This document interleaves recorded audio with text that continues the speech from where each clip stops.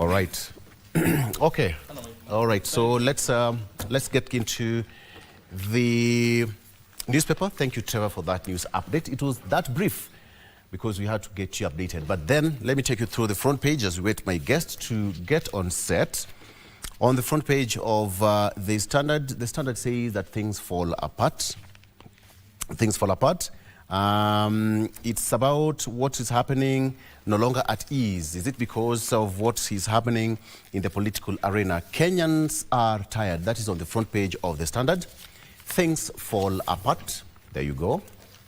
All right. Things fall apart. So it says that Kenyans are tired of being remembered only when elections loom, tired of watching hundreds of millions poured into one constituency while others are neglected, tired of leaders who treat public resources as campaign tools. Ka-llowed may have marked a turning point. In Trans Nzoia, cabinet secretaries, that is Wycliffe Oparanya and Senator Alan Chesang, were booed and chased away as residents rejected token handouts and demanded fairness. The message was unmistakably clear that keep the goodies. We want dignity, equity, and leaders who serve us every single day.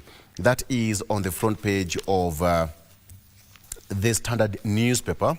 And on the front page, that is, we have what happened in Ka-llowed, and of course, still continuing there. In the inner pages, Eastleigh's success story faces the twin threat of drugs and insecurity.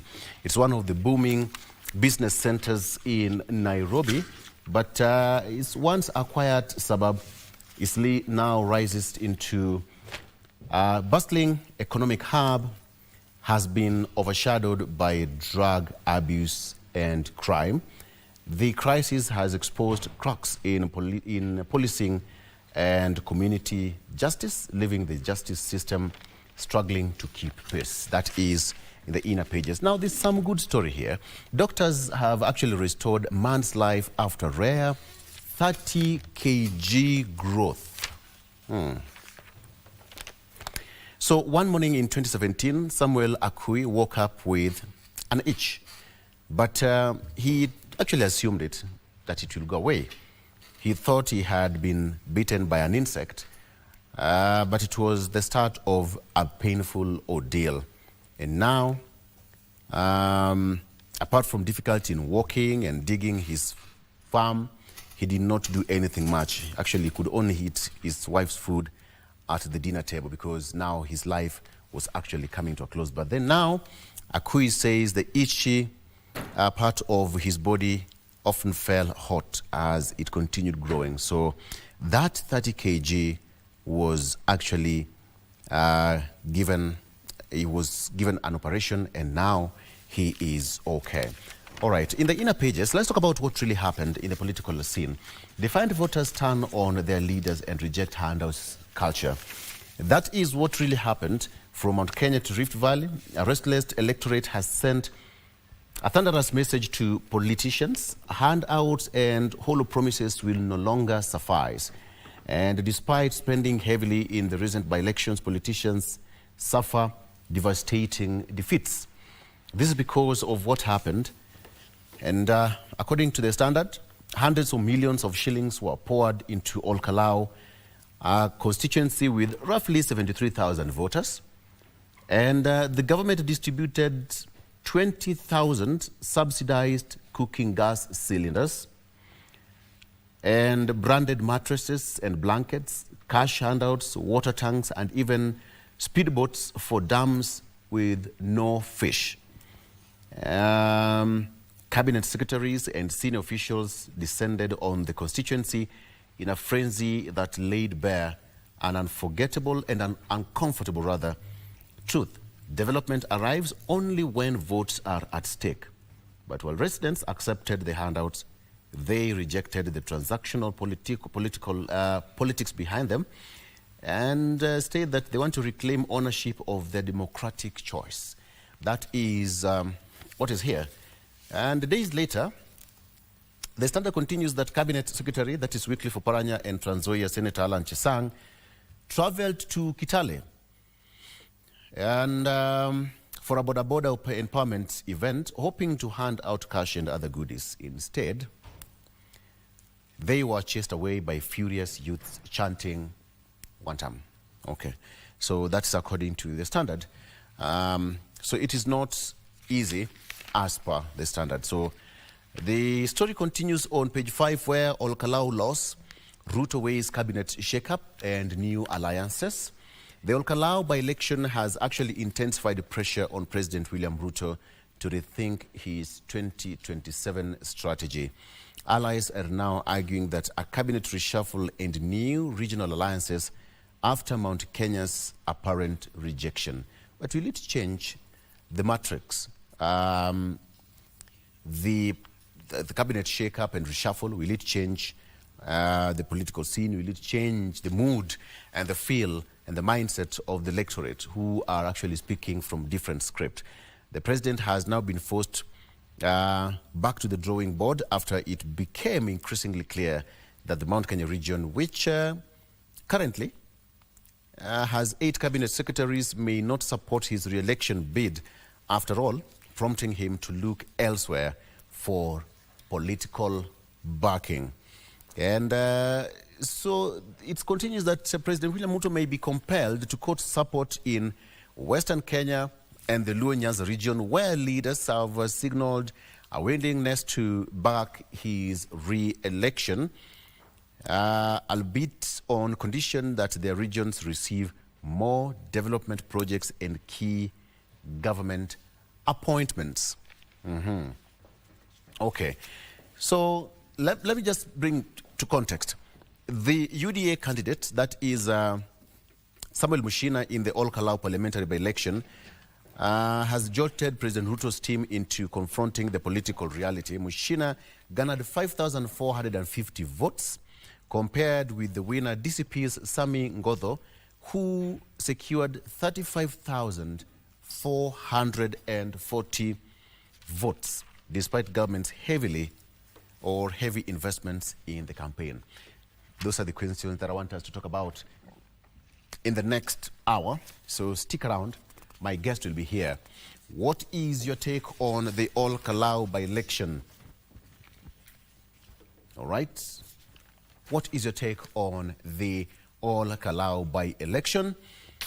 Was it free and fair? That's number one. What is your take on that? Please talk to us at Victor Law. You can also talk to us at KBC Channel 1. You can send in your questions and answers, and we'll be sampling them in the program. All right. So, on the front page of the Daily Nation says that empty talk. That's just that, empty talk. All right. And that one with reference to Cabinet Secretary for Internal Security. That is Interior Cabinet Secretary Kipchumba Murkomen. At least a dozen incidents of armed goons disrupting political events, mainly those involving opposition leaders and government critics, have been reported. In some cases, police have been actually appeared to look on at the thugs rampaged, leaving a trail of death, injuries, and destruction. Yet, after each attack, the authorities promised swift investigations to arrest the perpetrators and masterminds. Pledges that have rarely been fulfilled before the next episode of violence. And the question is now, the latest was the last week's brazen attack by hooded armed men during the Ka-llowed by-election. And the Daily Nation has actually gone there to illustrate a number of instances where the Cabinet Secretary, the Interior, gave promises, and even the police boss, that is Douglas Kanja, and the DCI boss, giving their word, but, to arrest the situation. So there's that case. It continues in the inner pages. Teachers to pocket more. To TSC rolls out new CBA phase. The second phase of the 2025-2029 CBA lifts monthly salaries up by 2,055 shillings. That was announced last week by the government. All right. So an anatomy of goon. the concealed economy fueling political violence. That is what's here. And how now research shows that unemployed youths are increasingly being recruited, raising concerns that violence is becoming organized. All right, violence is becoming organized. We have actually witnessed that. To the students who missed university intake or placement, here is your second chance. It's in the second page of the Daily Nation that thousands of Form 4 leavers who qualified for university admission but missed out on the placements have been handed a second chance after the Kenya Universities and Colleges Central Placement Service, that is KUCCPS or KUPS, if you like it, launched a new portal offering instant university admission. So for the first time, candidates who scored a minimum grade of C+ in the 2022, 2023 and 2024 KCSE examination, but did not apply for the placement can now log into the KUCCPS portal, select an available degree program, and immediately receive an admission letter. Okay? That is what is here on the second page. So for you, for more details, you can just check there and see for yourself. Allow me to take a quick break. And we come back, we'll just dive into the discussion straight away. So stay with us, we'll break.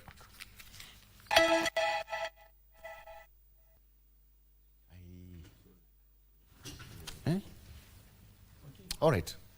Technical hitch, things do happen. The same thing that happened yesterday night for Argentina. Nobody thought that Argentina was going to lose. Okay, so there's a cartoon here. And I think Mheshimiwa Orero will help me understand what cartoon is this. All right. Although you know I'm not a cartoonist. No, you're not a cartoonist, yes. But you're an interpreter. Or even Oscar can help me to interpret it. That is, this is the National Assembly. And this must be the Senate building. And we have got two gentlemen here. I think this must be youth leader. And who is that? Mheshimiwa Orero? This must be Sifuna. Yeah. That should be Oburu. Yes, this Dr. podium leader.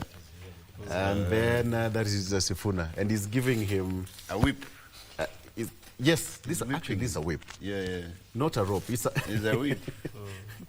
And there's a seat there on top of the Senate building. I don't know what it's all about. We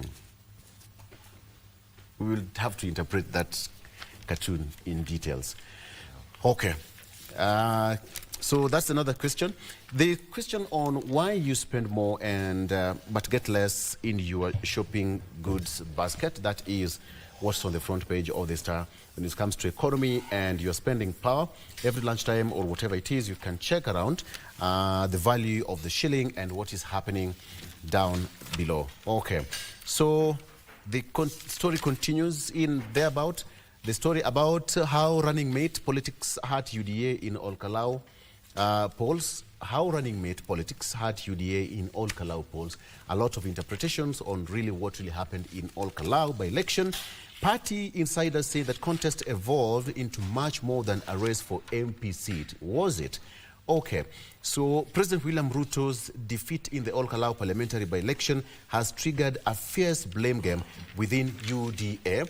The vote outcome has now exposed an intensifying struggle among senior leaders seeking to position themselves as his running mate in next year's general election. Some would argue that instead of the campaigns, it was now a campaign for a running mate position. We'll be taking a look at that in details and what it really meant. Okay. Let me start by introducing my guests. Let me start with Mark Ndingo. Mark Ndingo, good morning. Good morning. Mark Ndingo is a political analyst, also a politician, by the way. Thank you. Yeah, I thought you should know. And Wakili, Shadrack Wamboi, good morning. Morning, Victor. You are smiling. Why are you so happy? No, it's good to be here. And then I have heard you lie on air that nobody expected Argentina would lose. I mean, you are lying. No, I'm not lying. You're just People thought Argentina was going to win based on their performance throughout the They have had a tournament. very dismal performance. I mean, I'm not a football fan, but yesterday at least was- from the little that I know, Yeah. is that they have survived. Yes, they have been surviving throughout the process. Towards the last minute of the games, scoring 2-3 goals. Yes, yes. Mishimorero, you are a football fan, and you have you can correct us. In 30 seconds, your analysis of what happened last night. Of course, the best team won. We expected Spain as a balanced side. Yes. One of the best defenses in the whole world. Spain, yes. They They contained Argentina fully. Not just Argentina. They contained France, where we had 4 best rated strikers in the world. Mbappe. Yeah. And Dembele and all that. So coming into the finals, knowing that they have a very fluid midfield. Yeah. One of the players or even of Arsenal are just in the bench. So this is one of the European champions. So it is one of the teams that we expected to reach the finals. And actually, they went there unbeaten. And they went there unbeaten. And it showed quality. I remember the game of Argentina and Egypt. Yes. I think all of us thought we were all robbed of the victory. There's a goal that the Egyptians scored that could have been one of the best goals. But people were saying that there was kind of favoritism, that they were saying some referees officiated Argentina matches more than twice. And also, there's a connection, people are saying, I don't know, of US and Argentina. And you remember what Argentinians, most of the Africans were not supporting Argentina. And I believe some of the best teams that we had in the World Cup Yes. was Spain, France, and England. And I think that the outcome just reflected the quality of football in Spain. Oscar, you look sleepy. Are you okay? I'm good. Why are you sad? Yeah. Why are you sad? No, I'm listening to my friend Orero. I was with him on Friday last week when we were burying our CS Wandai's brother. Yes. But this thing is talking about the Argentina and Spain. I think Argentina is a useless team. No. I mean, if you do critical analysis, you know, Argentina, for it to get to the best 16, it only played African teams only. Yes. Didn't play any other team. And another thing that was problematic with the World Cup, that the officiating was very poorly done. I don't know why. The VAR was not used as it has been used in football before. Because in this case, it was not the VAR referees that called the center referee. It was the players who actually pushed the referee to go to check on the VAR. So Yes. there were a lot of mistakes. Then football is contact game. I mean, like the game from Morocco and Argentina. You know, you have to contact. There's some contact that has to be there. Yeah. And I think Spain, for me, what I watched, is a young team, a very young team. I'm thinking rather slow. It was a rather slow game. they might win the Yeah. next World Cup if this team blended again just together. I think But of it's course, a good we're team. having a new crop of players coming on board. Yeah. That brings me to my discussion today. Based on what really happened last night, I want us to take it back to what happened in Ka-llowed. If you can have that symbolism and comparison, what Argentina happened? and Ka-llowed. The last match, Comparing oranges and mangoes. Yes.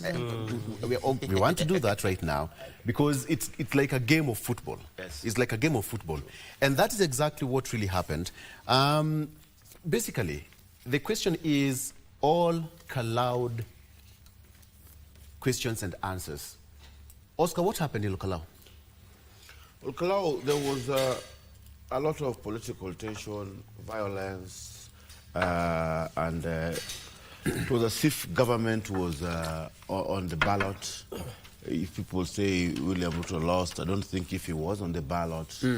But again, what we can do is a postmortem. That's The postmortem of what happened in Ka-llowed. First of all, Yes. You see, like what happens in probably a place like a war in politics is a war by other means, and a war like war that happens in Yemen or in Iran or in Iraq, you know, most of them are just proxy wars. They are big international countries that are fighting inside Iraq, or inside Iran. There's the Chinese, there's the US, and what have you. Yes. So whatever happened in Al-Ka-llowed was more of a proxy conflict, because it was not about the Al-Ka alliance. Number one. Number two, again, you have to check the voter turnout. We've never had an almost 80% or 60% voter turnout or 70% voter turnout in a by-election. I think this is the first by-election I'm seeing a bit of very high voter turnout.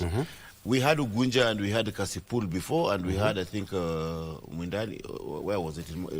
But probably because of the political situation. So that's the answer to the question, that the tension and the high political octane that was that was witnessed in Al-Ka-llowed has not been witnessed in these other areas.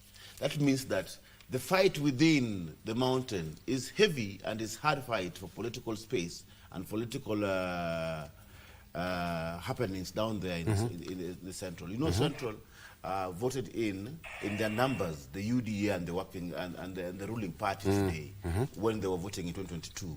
But along the way, the impeachment of the deputy president and whatever happened has changed course for a lot of things. Thirdly, what might happen in the near future, the mountain might be isolated.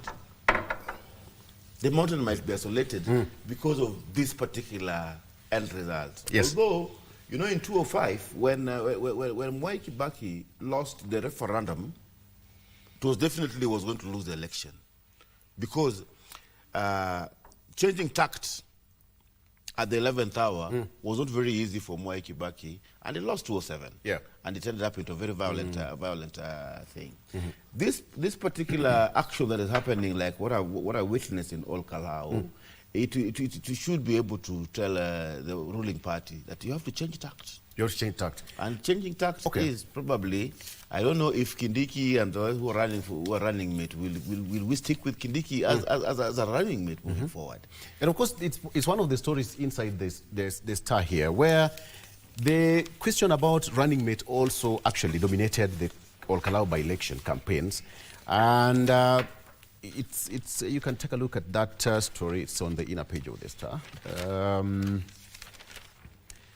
Let me get it correctly. Yes, it's on page 9 of the Star newspaper. How running mate politics hurt UDA in Al-Ka-llowed politics. Mheshimiwa Orero, you are an active member of parliament. What you saw there as a lawmaker, did you see this coming? Or basically, what really happened? A quick post-mortem. Yeah, of course, if you are a true politician, yes, you would have been surprised if the UDA won in that area. It was not going to be possible, because looking at the elections of this country, the historical happenings in this country, we are basically not just tribally based, but regionally based. Most of our political parties have their bases in their regions. And more so, there are certain areas that always put their voting bloc in one basket. Yeah. And looking at what has happened in the last 2 years, we would definitely expect that in Al-Ka-llowed, the DCP now that was getting all these voters in one basket by having Gachagua as a leading luminary in that party, and also looking at the funeral of the departed a colleague of mine, Kirao, it was evident that the people of Al-Ka-llowed had decided that they would vote in a DCP candidate if we would go by the reactions during that time. So we expected that the DCP candidate would eventually win. But we also expected that the UDA will put a spirited fight, because they're the ruling party, which of course they tried, but I think the game was decided a long time ago. In fact, our people say those people ate fare for the government. And you're eating fare. Where did your girlfriend ever eat your fare? So those people ate fare Yes. properly. 11 billion shillings, allegedly. I don't think. 11 billion. I don't think it. Even if it may be 1 billion. No. 11 billion. It is a lot of money. Allegedly. No, That it is in can't. terms of projects. That is a perception. Even in terms of projects, you could not absorb. Even when you say over absorption rate, in 3 months, even when you are doing projects, you cannot absorb 11 billion. It is not possible. It is not feasible. But what I know, it was high stake. Maybe it could go to 1 to 2 billion with the projects. But when I also looked at the newspapers yesterday, even the DCP put a lot of money in their campaigns. And they also confessed that every single day, Gachagua was giving 2 million. And those MPs who were there were also contributing 1.8 million every single day. So it means they're also using about 5 million per day. I think you read it on papers. I saw Wanjiku confessing. Yeah. So it means both parties had a lot of stakes, a lot of high stakes in the campaigns there. But I must come on to congratulate the IBC that they were able to conduct that election despite all the complaints, the utterances, and the fears that the elections would not be free and fair.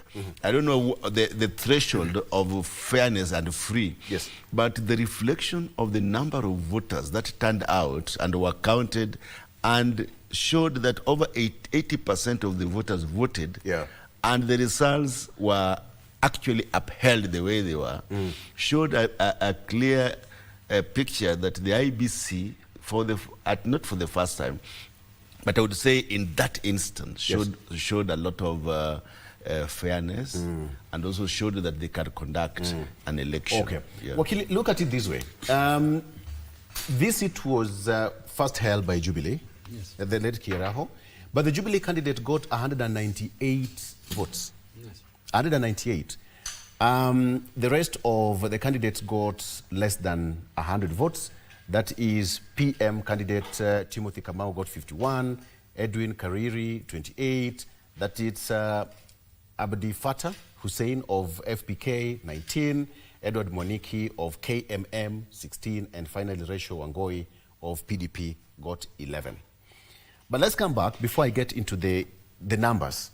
What can you just tell what really happened? Because it seems that it was one of those litmus papers that was kept somewhere in a safe, not in an open library or laboratory, for that matter. It was one of those special litmus papers. Well, thank you, Victor, for having me yet again. I think what has happened in Ka-llowed is just testament of so many things that are likely to happen, of course, moving even forward. My views as far as that by-election is concerned are in three folds. Number one, in view of the dismal performance that we witnessed in the Jubilee candidate. Yes. Engineer performed very dismally. This is Moniki. Yes. This is just to show you that Jubilee has become a very pale shadow of its former self. So you do not expect, whether you will be in the Mount Kenya region or in whatever region, that Jubilee will be a very good vehicle to steer your political future. That is what came out very evident to me. Remember, there has been an argument out there that moving forward, the elections or by-elections within the Mount Kenya region will largely be a contest between Jubilee and the DCP candidates, which, of course, going by what happened in Ka-llowed, clearly tells you that Jubilee is inconsequential when it comes to now to elections that will be held in this country. It shows that the former ruling party has lost its impetus. Why so? Why do you think that's happening? And yet the party has got structures. Well, to me, I would think, and I say this with a lot of humility, is because people are always looking at the future in something. When they look at Gachagua, they will see a future in this person. when they look at, Jubilee as against the former president, the former president is just the former president. Nothing will ever come out of that.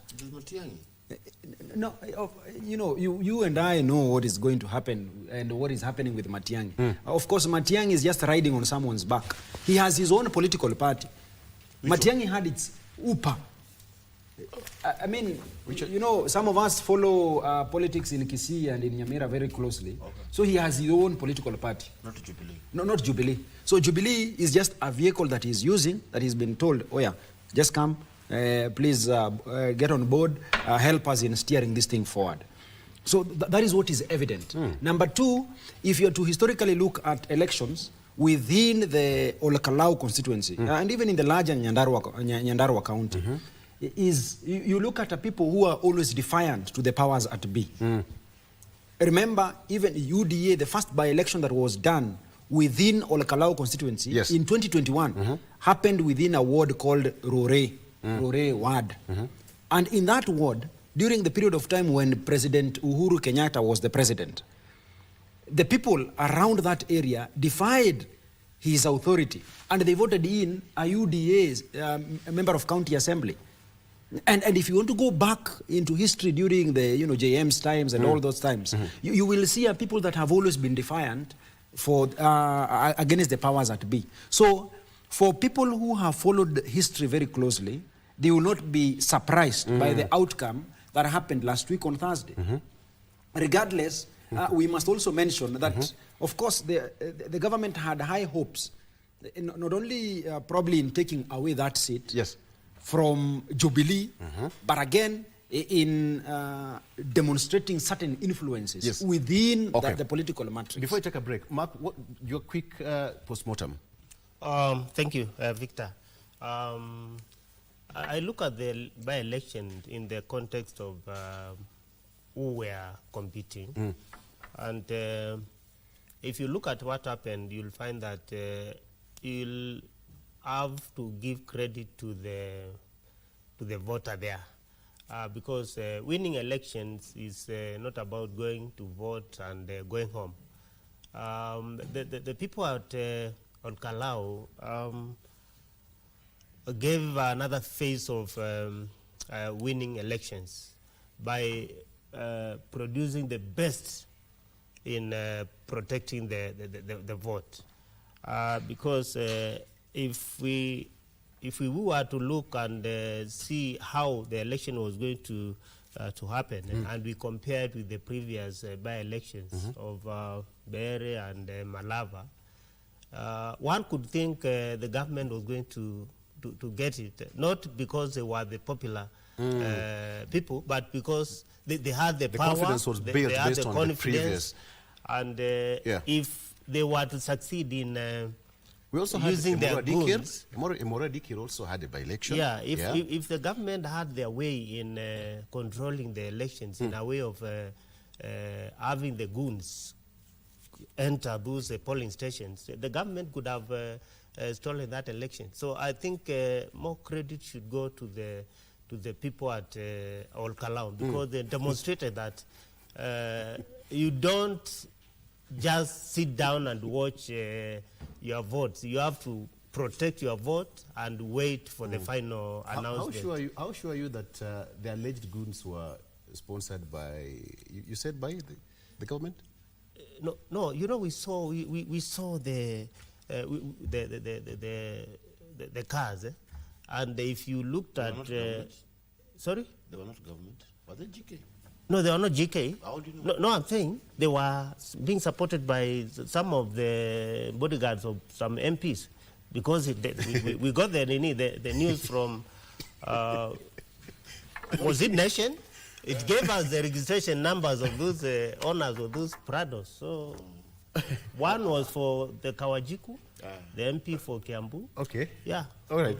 Let's take a break. More questions that I want us to ask ourselves. Number one is, so is it going to make a Damascus moment? You see, one thing, can I just comment on what they say? See, our elections are one. There are always strongholds and undecided. Just hold that thought. Okay. Just hold that thought. Thank you. You're on UDA, Wakili. No, I'm just pro people He's first.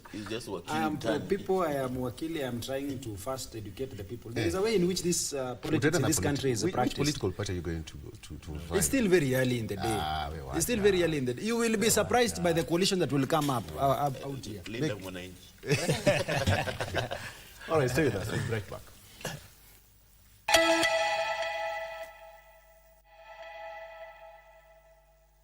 All right, welcome back. Okay, so let's continue. All Ka-llowed questions and answers. For the next 30 minutes, let's do this intensively. All right, so the question I want to ask all of you, could this be a new change of how things are going to be in the Mount Kenya region? For example, now that we have got Jubilee performing dismally here, we have got DCP getting 35,440 votes and UDA getting 4,450. Could it be a moment now we are going to see many undecided politicians now trooping to join Jubilee, to join DCP? Let me start with you, Oscar. Yes, I was on the floor, and I was trying to explain something. Yes. That Mount Kenya, we have to accept that a Jubilee, from what Wakili has explained, Jubilee is gone. For example, the candidate got 193. Their leaders were not seen on the ground, for example, Uhuru Kenyatta and Matiang'i, to campaign for their candidate and identify themselves with their candidate, for instance. So even the leadership of Jubilee was not felt, not even just the candidate. You know, if the candidate gets 193, yes, and the leadership was there to support their own candidate, then you can say that Jubilee failed. But here, Jubilee was not there completely. 193 out of 35,000, it's not even something to talk about. It's just, what is the ratio? Like, no ratio. Now, in elections, there are normally strongholds and swing states, or swing areas. I think if I do analysis of this, the UDA within itself, because we're not discussing just the UDA zones, because this was UDA areas at the start of this term. And now, where was Mbere? Mbere, I would identify it as swing. Yes. And the swing one, UDA took. The Mount Kenya Central, there's Mount Kenya East. And the Mount Kenya East is not a stronghold for probably Gachagua. Out of, if we use the by-elections that have been held of late, like almost, let's take on like eight by-elections that we've had.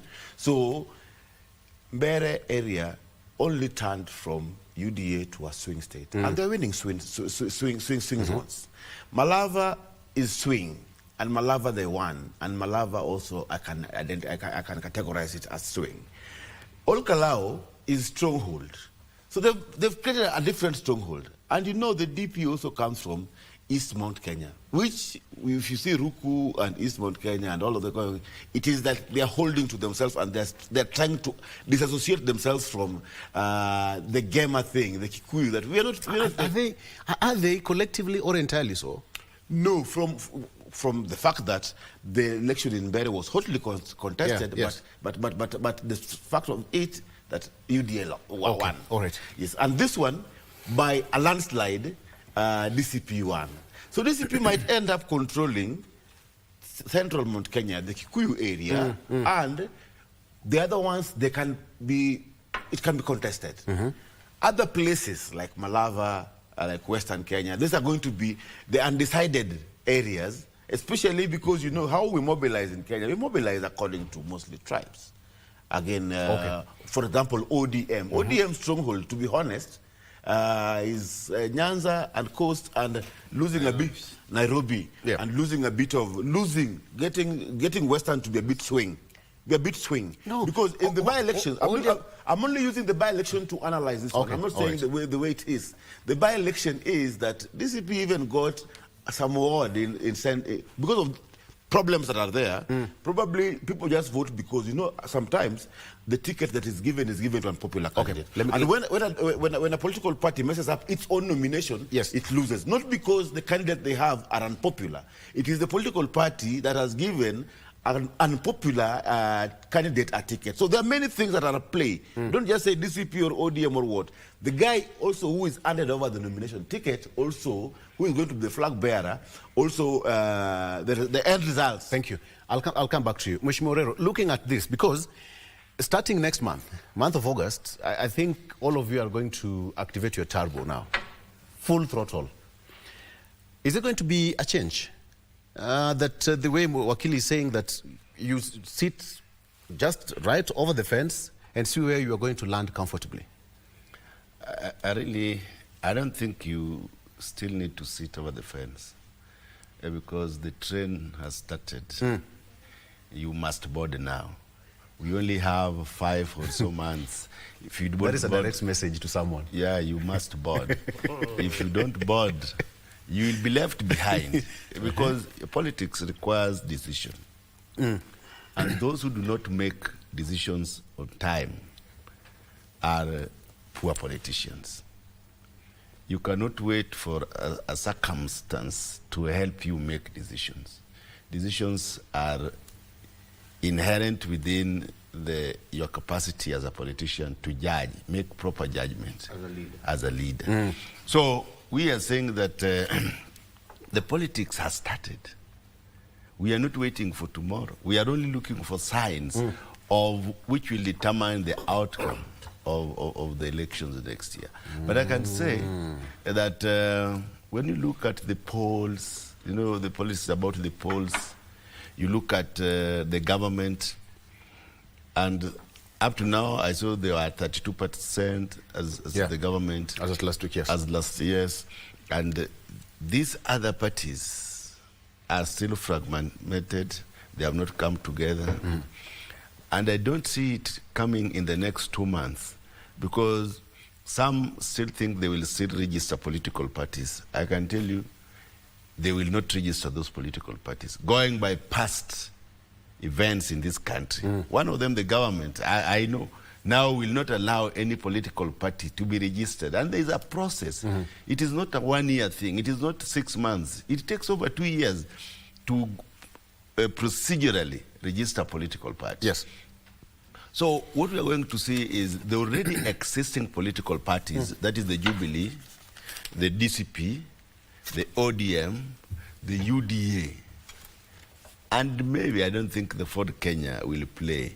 I think they will join other parties. Bungoma has really changed, and it is very, very, it will be a miracle. Change to what? Which they might join DAP, they might join other political parties which are existing, or UDA. But Ford Kenya, I don't see them winning a single seat in Bungoma, going by the current political state there. So what we are saying is that... What political party is popular in Bungoma? What do you think? Currently, it is between UDA and DAP. Those two are the ones playing there. Yeah. So there is no any other. And I don't know what Wanyonyi team... That's the question I wanted to ask you, because it's an ODM member. Yeah, he's an ODM member. So what does it that is going to run for a gubernatorial seat? It is one term now. You know, there's also the 1-term and the 2-term business. Play. Yeah, but there, depending on the political party that is going to use, at the moment is still ODM. Okay. He's still in the broad-based government. But I don't see Ford Kenya having formidable candidates in Bungoma as we speak. So maybe the Natembea party or the UDA, we have very strong UDA candidates there, like Baraza is running for governor as UDA. But you know, Tim Wanyoni is also a very formidable candidate. We cannot predict. So what we are saying is that as we are seeing things now, we'll have maybe 2 or 3 horses. Yes. ODM, of course, will have their pact with the UDA. DCP will also have their pact. But we are seeing a scenario that we have the Jubilee also trying to bring other parties together. I am quite aware of what is happening within the Jubilee and the other parties. And I know the Jubilee is supporting quite a number of candidates, including Matiang'i, and including those who are in Linda Mwananchi. So we want to see how they play their game and come with one political party which will face off with these other parties. Okay. So I think that is the scenario that we have. So based on what happened last week, is it changing the entire mindset of Mount Kenya? Of course, it goes without saying that in Mount Kenya West, if you will not have a DCP ticket, you might kiss bye to the August House. That is, west is this area of Moranga, Kikuyu area. What we have seen now, and that is why even people like the strong-minded people like Ngangata now cannot hold to be in a UDA. They have to shift their political party. Otherwise, they will not see the inside of parliament. So we will see people trooping to DCP. Those who have not gone now are waiting for the right time to come. This one you will ask me here after December next year. Most of the current MPs in Mount Kenya West will troop to DCP. Yeah. And they will be one force from Mount Kenya. The only people who may not go to DCP are the Mount Kenya East, because they have a stake. Okay. They have the deputy president, they have a very effective minister, and they have come out. But so far we can only hear Honorable Ruku only speaking about Mount Kenya East, you know, and sticking. the deputy president. Yeah, they are speaking about Mount Kenya East. Okay. So as we move to in the next 3 or so months, we'll see alignment and realignments of political parties, not just individual people, but of political parties. And that will shape the elections for next year. Okay. Wakili, whatever happened in Ka-llowed, again, I wanted to bring a comparison with what happened last night in football, where a majority of people saying that, you know, Argentina, Messi is the GOAT, Messi is this, and then we have got the young ones who are playing for Spain, Yamal, you know, and it was the same thing. DCP is Yamal, and we have got, you know, Messi, Argentina as UDA. So now we have a situation where the ruling coalition... That is a wrong comparison. Victor, Victor, just proceed. I told you don't use that one. You will mess it up. Oh, no. Go ahead. No, Victor, just proceed. Leave Oscar alone.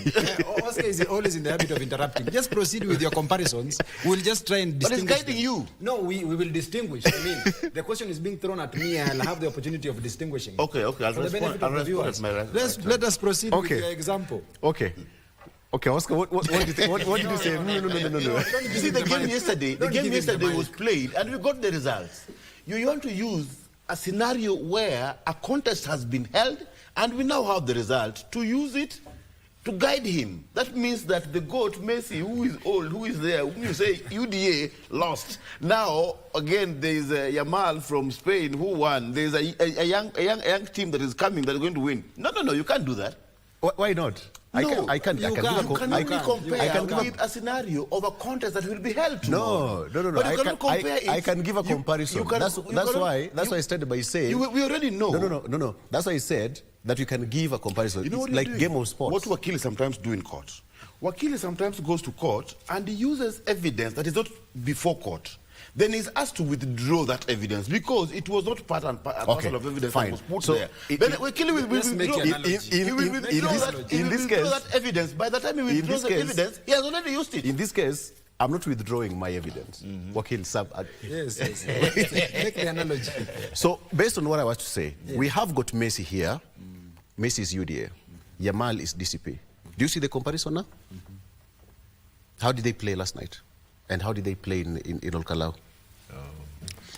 Well, it's an analogy. It is meant to help the viewers and the listeners at home just to try and understand the kind of complex things that we are, spewing from this platform. Of course, I come here, making the acknowledgement that I am not a very good politician. I am just a lawyer. I come here sometimes also to learn from... Don't excuse yourself. Listen. Now, Oscar, that is the problem you always have. I come here always to learn and to hear what these people have to say. But the truth of the matter is, we are also having a very informed voter. The voter of the now is not the voter of the year 2022 or the years gone. The voter of the now is one that appreciates that over and above the party politics, we also have individuals who can stand in for something, and regardless of their political affiliations, they will always be elected in. We saw it Even, you know, we had an independent candidate running for the position of governor, and he secured it. We have a position of an independent candidate running for MCA in Nairobi. One of its own, my former client and now the deceased Mr. Joel Munove. Yeah. He ran as an independent candidate and secured it. We have a member of parliament in Kasarani, Mr. Karauri Captain, who now desires to be the governor of Nairobi. He ran as an independent and secured it. So it tells you that progressively, as we proceed even into other elections or by-elections, the voters' mind is also changing. It is transforming. You've seen the kind of persuasion that was being, tried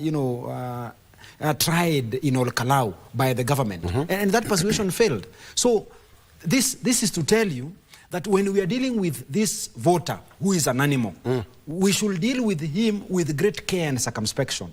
Because ultimately, the goodies that we are giving them, the person that we pretend now to be because we have entered into a new political outfit, this voter recognizes that you are the animal that threw us into the kind of hole that we are in, and you're metamorphosizing into something else does not change you anyway. So we have a situation here, and you know, by use of real examples, we have members of parliament that are to blame for the situation that we find ourselves in this country. So what they have done, now reading at, you know, the political matrix of the day, they have shifted their alliances now from probably UDA to DCP, from ODM to, I don't know, Linda Mwananchi or Renaissance Party or these other parties. So the voter, because the voter has been closer to the politician, the voter understands that you were given an opportunity to do X and Y on our behalf. And when you're given that opportunity, you did not do as per our wishes. So you went ahead and, of course, did as you pleased. Now you have come to us knowing that next year is a general election and you will want us to re-elect you into office. So it is important that we don't also lose sight of, you know, the changing dynamics within the voter as an animal. Again, permit me to also say this. Sometimes I don't like the way we do our politics. You know, we've the personality kind of politics that, you know, you look at the elections in Ka-llowed, you are saying it is DCP, it is His Excellency Rigathi Gachagua versus, you know, His Excellency Dr. William Samoei Ruto, which of course is not the truth position. That kind of debate tends to obscure. There could be key figures placed there. But you see, that is what you are doing, and that is what obscures objectivity in our elections. It is no longer about the candidates that have presented themselves for that election. So we just look at these party leaders that are fighting up there to decide what we are going to do down here. Which of course is not being fair with the voter, because ultimately it is not about William Ruto or Gachagua that is going to perform the duties that are given to a member of parliament presiding over Ka-llowed constituency. It is the mandate now of there was Mr. Mushina and Sammy Douglas. Sammy Douglas Kamau. So the ball now is at the doorstep of Mr. Sammy Douglas Kamau. So it is him to discharge the responsibilities of a member of parliament, not Rigathi Gachagua. Then now, does this really mean, because even from what I'm looking in the inner papers, this is a standard, that defiant voters turn on their leaders and reject handout culture. That's what's here. And I'm reading that Wycliffe Oparanya, who is the cabinet secretary for cooperatives, also faced it so rough in Kitale, together with Trans Nzoia, Senator Alan Chisang, who were actually booed by border operators when they went there for empowerment event. What are we looking at here? And this one also goes to all of you. Does this really mean that now the way the campaign is going to be, or the kind of this culture is not going to sustain the momentum? Thank you. I think the by-election is giving us another element of the modern day voter. And I'm sure what happened in Ka-llowed is going to shape future elections. Because anybody who is going to vie for any seat is going to use the Ka-llowed as a benchmark. 1 year ni kubwa sana. Mark, anything can happen. Anything can happen, but you see, just look at what happened, and what happened in Ka-llowed is not, it's not new. It happened sometime in 1995 when the government of Moi was had a candidate there, and the people there voted against the candidate. It was in Kipipiri, the same Nyahururu. So what happened there is a testament to an evolving voter who is not going to be swayed by the handouts or development goodies, and a voter who is going to look at what is required for that candidate. So I think it's going to, those who want to vote, to vie, will have to go to the drawing board and find a way of engaging the voter. And another thing is also, it's going to give other areas kind of a direction on how they are going to approach the 2027 elections. We might say the two protagonists were not competing. That is the former DP and the present. But when you look at the stakes and the talk and the campaign of the two sides, that is Kenya Kwanza government and the DCP, everybody was just stamping. It was giving us it was like it was a concluded affair. If you listen to the deputy president just some days before the elections, he was telling the DCP, we are going now to show you how things are going to be done. We are going to silence you. So I think it was more of Mount Kenya against the ODA. Okay. Yeah. Mheshimiwa Orero, are we... My chance again. Just a minute. In Patsket, are we trying to, from your constituency, for example, how do you deal with the constituents?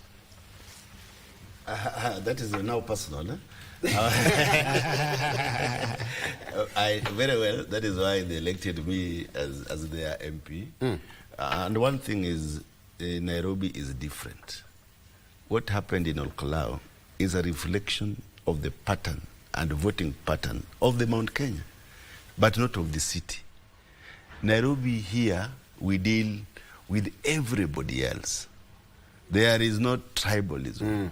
All the constituencies have all tribes. Like my constituency, we have a bigger number of the Luya, big number of Kisis, Luos, Kikuyus, Kambas, and I've been here and I've told you that it is only in my constituency that we have different MCAs from different tribes. We have a Kamba MCA, we have a Kikuyu MCA, we have a Luya MCA, we have a Luo MCA. So we are a cosmopolitan, and you must deal with the people as Nairobians. So the reason why I asked that question, based on what is also said, that you're dealing with a different voter. Yes. In 2027, in fact, the vote of today, as of today, 20th, will be a different voter come next year. The kind of mindset, Oscar, just a minute, the kind of mindset, things will change. Yeah. The ideologies, the message you will give them will change their mind whether to vote for you or to vote for someone else. I think that is, you are basically like in the cosmopolitan area, as in Nairobi. One, we have a lot of the youth influence in Nairobi. And as a politician, you must deal with the youths first. You must give the youth space as you deal with them. You must recognize the youth in your leadership. When you come to my office, all my employees, except one, are below 35 years. They are represented in my office. Okay? And below 35? Yeah. Which is not okay. So they are, because that is the majority. But when you go to my board, that is my office. When you now go to the board of The law of CDF, that is now we balance. Because the law guides. But your office is only 35%, below 35%, all of them. I'm saying except one. Except one. Yeah, Okay. yeah. So you balance the youth so that they see that they are represented. You must also, as an MP of Nairobi, perform your duty, what you promise your people. If you have to engage the youth and the people in Nairobi, one thing is that you must treat all the constituents the same way. You cannot come to Nairobi and say now you want to bring your tribe and dominate. Okay. You can never. So what we are doing now is that we are looking at Nairobi differently. You've executed your point. All right. I think It's like Oscar just wants to respond to him first of all. All right. It is not true what Orero is saying. He's What do my you mean? friend. Kibra, where he comes from, has never been represented by any member of parliament from any tribe, apart from his tribe. Let us just be very clear and say the truth the way it is. Whoever is, the majority of people who come from his constituency are from his community. Okay. And now, the other thing also, there are constituencies in Nairobi that have never been represented by any different person. For example, where Karauri comes from, mostly represented by Kikuyu, with or without Karauri. Embakasi South, majority of people who live along pipeline around that Lunga area, they are Kambas. So there's a one Kamba MP, and even if the Kamba MP comes out, most of the time, the next MP will be from the Kamba. Politics in Kenya is tribal, it is local. I want to, wait. No. And your MCAs, for example, the one that is a Kikuyu MCA in Kibra, I promise you, most of the time, in the next election, he will come from DCP party. Because the thing is, these parties, to be honest, represent people from different...